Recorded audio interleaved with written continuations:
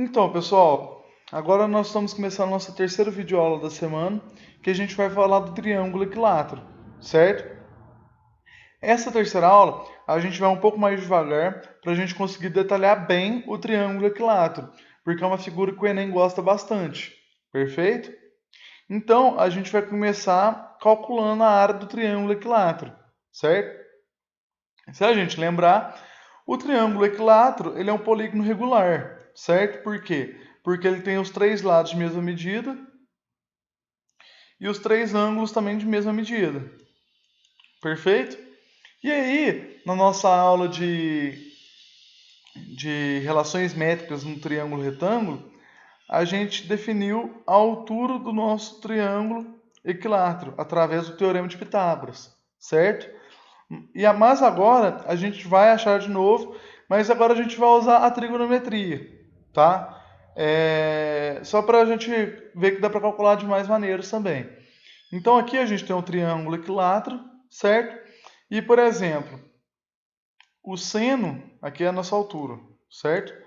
O seno de um ângulo, o mouse está. O seno de um ângulo, ele é igual ao quê? O cateto oposto sobre a hipotenusa, certo? No caso aqui nós temos o ângulo de 60 graus, certo? Então o seno de 60 graus, ele vai ser igual a quê? Vai ser igual a H, que é o nosso cateto oposto, certo? Sobre a hipotenusa, que é L, que é o lado, perfeito? Mas se a gente olhar aquela tabelinha lá que a gente tem de seno, cosseno, tangente e os ângulos 30, 45 e 60, a gente vai observar que o seno de 60, ele possui o quê? O valor de raiz de 3 sobre 2, certo? Então, raiz de 3 sobre 2 é igual a H sobre L, certo? Como a gente quer achar o valor da altura, a gente vai isolar a altura. Então, H vai ser igual a L raiz de 3 sobre 2, certo? E foi essa a fórmula que a gente achou na aula de relações métricas, certo? Então aí a altura igual a L raiz de 3 sobre 2. Perfeito? E agora, o que a gente quer? A gente quer achar a área, certo? Então basta a gente fazer o quê? Fazer base vezes altura dividido por 2, que é a fórmula da área que a gente aprendeu na parte 1 da área de triângulos, certo? No caso, a nossa base, a área, a nossa base vai ser L, certo? A nossa altura vai ser L raiz de 3 sobre 2. E tudo isso é sobre 2, certo? Porque é base vezes altura dividido por 2. Mas aí eu posso colocar o 2 aqui, tá? 2 vezes 2. Então, quando a gente faz a fórmula dessa área, ela vai ficar igual a quê? L ao quadrado, porque é L vezes L, esse 2 ficou ruim. L ao quadrado, raiz de 3 sobre 4, certo? Então, essa é a fórmula da nossa área do triângulo equilátero. L quadrado, raiz de 3 sobre 4. Ou seja, com a informação do lado do triângulo equilátero, a gente consegue achar a altura e a área. Beleza? Por exemplo, se um exercício fala que a gente tem um triângulo equilátero de lado igual a 2, a gente tem uma altura igual a raiz de 3, porque 2 raiz de 3 dividido por 3 é igual a raiz de 3. E a gente teria uma altura igual a raiz de 3 também, tá? Porque 2 ao quadrado é 4, raiz de 3 sobre 4. 4 dividido por 4 é 1. Perfeito? Esse é só um exemplo. E agora a gente vai ver o que? Apótema. O que é apótema? Apótema é um segmento de... Aqui faltou reta. Um segmento de reta, tá? Que parte do centro geométrico do polígono regular e vai até o lado desse polígono, sendo esse segmento perpendicular ao lado. Então, por exemplo, num quadrado, se a gente...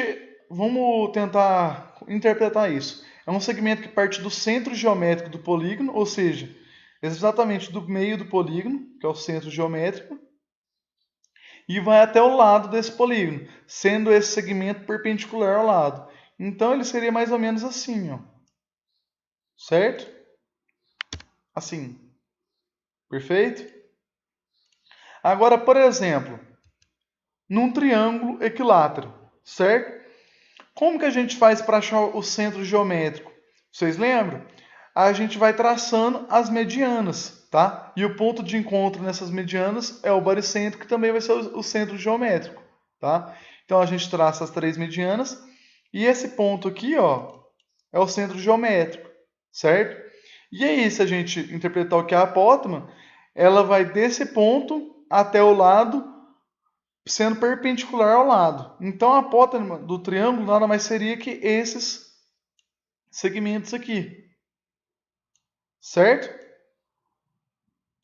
Esse aqui seriam as apótemas. E, por exemplo, a gente não estudou o hexágono ainda, mas se a gente pegasse o centro geométrico do hexágono e traçasse até o lado, formando 90 graus, essa seria a apótema de um hexágono, certo? Se eu apagar aqui, vocês vão ver a apótema desse hexágono. Perfeito? E agora, nós vamos ver também quando a gente tem o círculo inscrito e circunscrito no triângulo equilátero, certo? Primeiro, nós vamos ver o círculo inscrito, tá?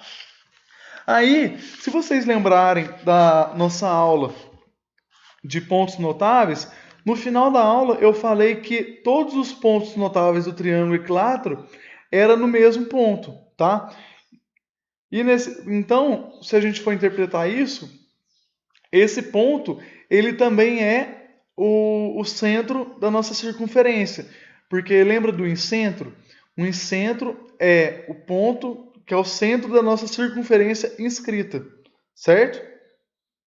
Então aqui, por exemplo, seria o nosso centro geométrico do nosso triângulo e também seria o centro da nossa circunferência. E observe o seguinte, vamos imaginar... Não, primeiro vamos observar o seguinte.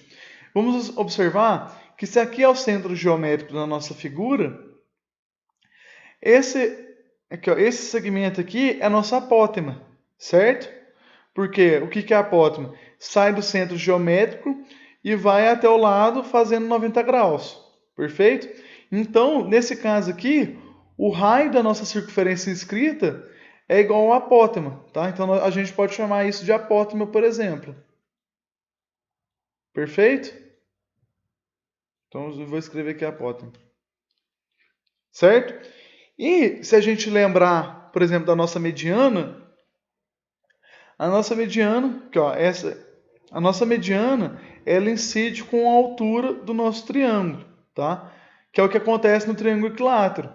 Porque o que é mediana? A mediana é um segmento que sai do vértice e atinge a base, dividindo em duas partes iguais. E no caso, a altura está fazendo a mesma coisa, tá? Só que a altura, a definição é que parte do vértice e atinge fazendo 90 graus. E a mediana faz isso, tá? Então, por isso que todos os pontos estão no mesmo lugar no triângulo equilátero, certo? E o que a gente lembra da mediana? É que a partir desse ponto aqui, que a gente chama de baricentro, ela é dividida na proporção de 2 para 1.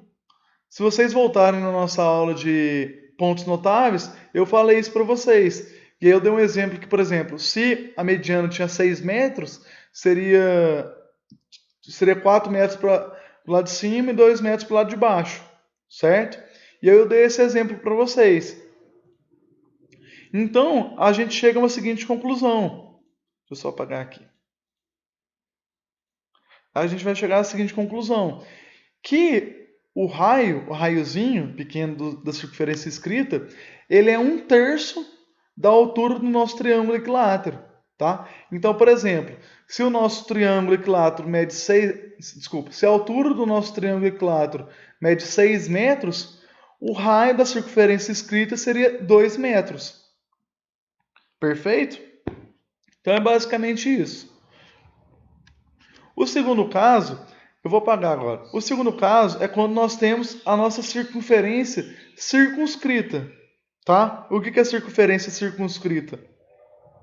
é quando a gente tem a circunferência fora do nosso triângulo. No caso aqui é um triângulo equilátero, tá?